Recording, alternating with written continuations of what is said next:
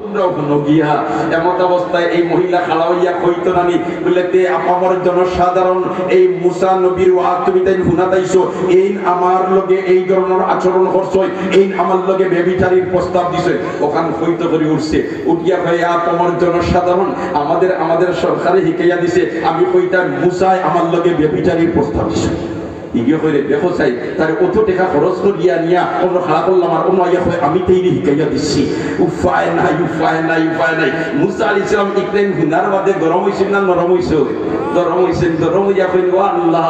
একবার তা জমিন মন্ত্রণালয়ের ভূমি মন্ত্রণালয়ের জিম্মাদারিটা আমারটাই দিলাম না আল্লাহ কই বলে তুমি ভূমি মন্ত্রণালয়ের জিম্মাদারি নিয়া কিতা হতাম যে আল্লাহ আমার তোরা খাম আছে রে ভাই একবার তা দেও এখন মুসা ও নবী না নিজে নবী কইছেন আল্লাহ তোমারে দেখতাম আল্লাহ কই তুই দেখতে পারতে না জানতে পারতে না কোন আমি না দেখলে মানতাম না এখন আমার আল্লাহ কই আমার মুসা না দেখলে মানতাম না যখন কইতা তের আইও তুই তুরনো দেখা হইবো আর যেমনে হলো দেখা হইছে ফাজারনা মুসা সহিকা একবার কোন আল্লাহু আকবার ও মুসা নবী যখন বিদিয়াত ধরে লইছেন বলে তে ভূমি মন্ত্রণালয়ের জিম্মাদারি আমারটাই দিলাম কয়েকদিন লাগিয়া আমার আল্লাহ কই মন্ত্রণালয় যখন কোন ক্ষমতা কাজে আসবে না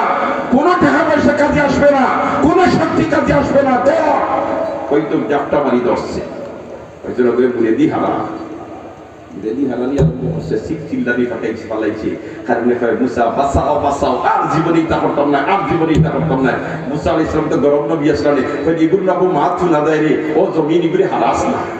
সুবহানাল্লাহ কোন হ্যাঁ যখন একেবারে বুড়ো হারাই দিছে ওই সময় আমার আল্লাহ কইরে মুসা ই যতবার তোর কাছে কইলো ই দেখাইতে দি তোরে না কইয়া আমারে কইলি তো আমি ছাড়ি দিলাম